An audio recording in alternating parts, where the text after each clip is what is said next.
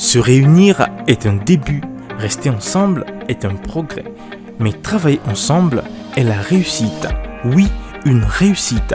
Ce qualificatif illustre bien la première séance d'activité de la Bourse congolaise des affaires qui s'est tenue ce mardi 12 novembre 2024 au Mémorial Pierre Savognon de Brazza.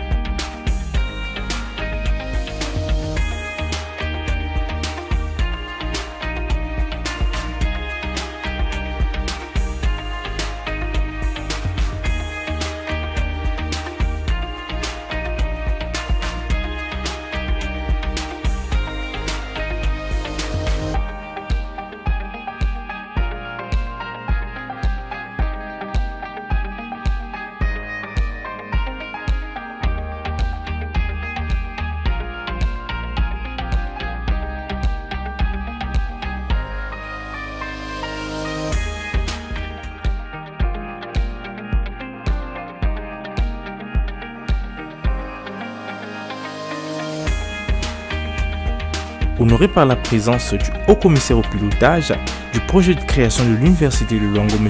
Hilaire Bououi, de Mme Belinda Ayessa, directrice générale du Mémorial Pierre Savognon de Brazza, et bien d'autres personnalités de la place, cette rencontre organisée par le réseau de consultants en mission a été un cadre de négociation d'affaires, d'échanges et de rencontres entre les consultants, les entreprises et entrepreneurs, les institutions et organisations publiques et privées. C'est avec une immense fierté que je vous souhaite la bienvenue à la première édition de la Bourse congolaise des affaires. Premièrement, nous sommes ici pour présenter le réseau des consultants en mission. Ce réseau a vu le jour pour pallier à un déficit significatif d'expertise nationale. Une étude menée en 2002 par le cabinet DV Conseil sur le secteur du conseil au Congo nous renseigne que près de 80% des entreprises font appel à des connaissances et à des compétences externes, souvent internationales, pour répondre à leurs besoins de conseil stratégique. Nos recherches basées sur ces résultats ont également révélé un manque critique d'expertise locale dans les domaines de l'audit, de l'analyse et du conseil stratégique. Face à ce constat, nous avons réuni un groupe de 56 consultants formés sur 14 mois à travers 70 jours. Ces professionnels formés aux normes internationales sont désormais capables de répondre aux besoins de notre marché avec des compétences de conseil de haut niveau. La présence des autorités parmi nous est pour nous la concrétisation de la volonté de l'État de soutenir cette initiative structurant le domaine du conseil au Congo. Le gouvernement est par la commande publique, il faut le savoir, le premier client à hauteur de 7 milliards de francs CFA des cabinets conseils étrangers. Nous nous inscrivons dans une logique contraire et merci de nous entendre. Le rôle du conseil stratégique n'est plus à démontrer auprès du président de la République, son Excellence M. Denis Sassou Nguesso, dans la définition et la mise en place des grandes orientations politiques, économiques et sociales du pays. Merci de votre présence. Puissiez-vous trouver ici des solutions et des partenaires qui contribueront à bâtir l'avenir économique et stratégique de notre pays. Je vous souhaite à tous une bonne journée riche en opportunités et en collaboration fructueuse. Je vous remercie. Après l'allocution d'ouverture de M. Patrice Passy, directeur associé DB Conseil, Mme Belinda Ayessa a circonscrit le cadre légal et formel de cette rencontre. Je suis vraiment très émue d'accueillir cette rencontre qui réunit ici, en ce haut lieu de mémoire, des esprits brillants et audacieux de l'univers entrepreneurial, mais aussi de l'administration privée et publique.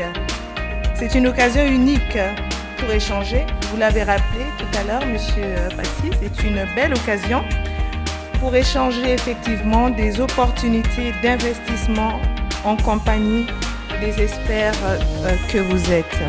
J'aimerais ici nous rappeler que cette première édition de la Bourse congolaise des affaires permettra de poser les jalons qui pourraient redéfinir favorablement l'efficience de nos industries et de nos institutions. Et nous ne sommes pas, nous, le mémorial Pierre Saronin de Brazza, en marge de cet appel. Pour terminer, mesdames, messieurs, je nous souhaite à tous ici des échanges fructueux, des connexions solides et surtout des projets qui marqueront positivement l'avenir. Et merci de votre aimable attention. Après la présentation des différents consultants, les exposés et présentations, chaque partie concernée s'est satisfait de cette journée mémorable. Le réseau propose un panel, sinon un grand centre d'intérêt en matière d'activité, en passant de la médecine vers l'ingénierie de la maintenance, vers l'ingénierie juridique, vers la transition énergétique et écologique et entre autres vers tout ce qui est organisation, grande organisation et capital humain. Il faut déjà partir du départ. Le réseau des consultants en mission, en fait, c'est une structure qui a été mise en place pour répondre à une certaine demande, à une certaine réalité. Vous savez que toutes les entreprises sont obligées parfois d'aller à l'étranger pour chercher des gens qui peuvent intervenir dans le cadre de leur mission. Donc, le bénéfice, c'est que vous avez sur place, sur le terrain, une expertise locale, et puis de l'autre côté, pour les consultants, vous avez des métiers sur place, au lieu que ça permet d'aller un peu plus tard.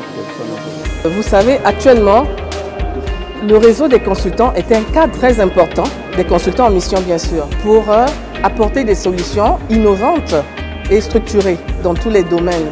Comme l'avait si bien dit Monsieur le Président Patrice Passy, président du réseau des consultants en ligne et en mission, nous sommes là pour conseiller, accompagner, assister et former. Je vais préciser les choses.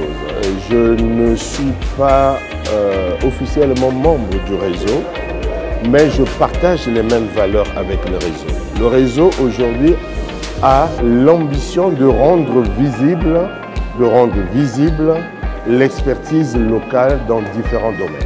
Ce que j'ai dit tout à l'heure sur le podium, c'est que dans notre pays, nous avons souvent du mal à trouver l'expertise locale. Ce qui fait que la plupart, au projet Patria, nous avons des marchés que nous signons avec des cabinets, et la plupart de ces cabinets sont des cabinets étrangers. Et c'est le reproche qui nous est souvent fait, pourquoi il n'y a pas de structures locales qui peuvent réaliser ces études que nous faisons. Mais la difficulté est que souvent quand nous publions des avis à manifestation d'intérêt, nous n'avons pas de structures locales qui se positionnent. Je veux que demain, quand nous aurons à publier des marchés pour réaliser des études ou certaines, je ne sais pas moi, réalisations, que des cabinets congolais constitués puissent se positionner pour gagner ces marchés-là. Encouragement, n'est-ce pas, que je fais part aux organisateurs, n'est-ce pas, de cette activité, parce qu'il s'agit quand même ici de la proposition au marché des affaires de la République du Congo d'un produit particulier, le produit consultant. En général, on a l'habitude de faire de la publicité sur des produits de consommation qui souvent se résument à des choses. Mais ici, je crois que le réseau des consultants en mission, n'est-ce pas, qui organise cette bourse congolaise des affaires, vient d'informer, n'est-ce pas, le microcosme des affaires de la République du Congo de l'existence d'un produit particulier qui est celui de l'expertise, n'est-ce pas, en matière de consultation. Pour ceux qui ont assisté, n'est-ce pas, aux différentes interventions, les consultants qui se sont présentés ont décliné, n'est-ce pas, leur qualité. Des docteurs, des experts, etc., dans divers domaines. C'est-à-dire, l'expertise, elle est là, certifiée, n'est-ce pas, par les diplômes qui sont les leurs. C'est clair. Le réseau des consultants en mission leur a apporté la méthodologie du consultant. Alors, à leur niveau, n'est-ce pas, de formation, au regard des prérequis cognitifs qui sont les leurs, nécessairement, ils ont eu la maîtrise, n'est-ce pas, de cette méthode qui caractérise la démarche du consultant. Je suis donc convaincu que nous avons, d'une part, n'est-ce pas, l'expertise suffisante, ils ont décliné, n'est-ce pas, quel était leur niveau de formation et leur spécialité. D'autre part, la preuve que le réseau des consultants en mission, n'est-ce pas, a bel et bien pu mettre à leur disposition l'appropriation, n'est-ce pas, des méthodes et de la méthodologie, n'est-ce pas, des consultants. Je suis donc convaincu dès cet instant que je peux me vanter, pour ce qui est de notre pays, de l'existence et de la disponibilité, n'est-ce pas, d'une expertise effective en matière de consultation, d'une expertise nationale effective en matière de consultation. Après cette session en 14 mois de formation, avec plus de 500 heures de travail pour la mise en condition et la transformation holistique de ces différents experts en consultants, Le fin mot de cette séance s'inscrit dans la volonté du cabinet DB Conseil Paris à développer et valoriser l'expertise nationale en matière de conseil. Pour lier l'utile à l'agréable, après la photo de famille, la journée s'est clôturée par un cocktail dînatoire.